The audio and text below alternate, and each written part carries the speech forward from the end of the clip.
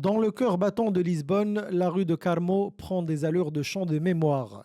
Des vêtements d'enfants et des jouets tachés de peinture rouge sang tapissent les pavés, une installation artistique de rue brutale dans sa simplicité, en hommage aux enfants de Gaza, victimes d'un conflit qui n'en finit plus. Ici, des citoyens portugais mais aussi des touristes avec leurs enfants ont tenu à participer à ce street art engagé. Maëve, ma fille, a participé à de nombreuses manifestations et elle comprend ce qui se passe à Gaza.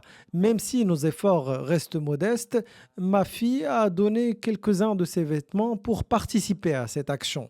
Elle a vu beaucoup d'images de bébés morts, de morceaux de cadavres d'enfants. J'aurais aimé qu'elle ne voie pas ça. Mais c'est ça la réalité. Des enfants vivent ça quotidiennement à Gaza. Je pense qu'il est important que les enfants sachent ce qui se passe et qu'on ne leur cache pas la vérité. À l'occasion de la Journée internationale de l'enfant, célébrée le 1er juin au Portugal, des groupes de la société civile ont appelé à transformer l'espace public en lieu de dénonciation et de recueillement.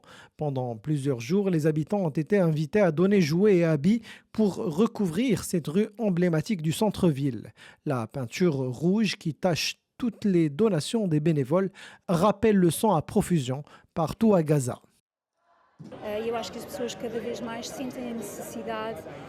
Je pense que les gens ressentent de plus en plus le besoin d'agir. Nous sommes ici à l'occasion de la Journée internationale des enfants. Nous sommes là pour rappeler constamment la souffrance, la profonde souffrance des enfants à Gaza. Tous les enfants à Gaza souffrent.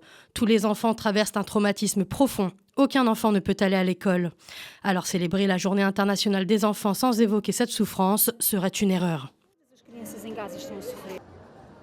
Depuis octobre 2023, plus de 54 000 Palestiniens ont été tués, selon les autorités sanitaires de Gaza. Parmi eux, une majorité de femmes et d'enfants. L'UNICEF parle de plus de 50 000 enfants tués ou blessés.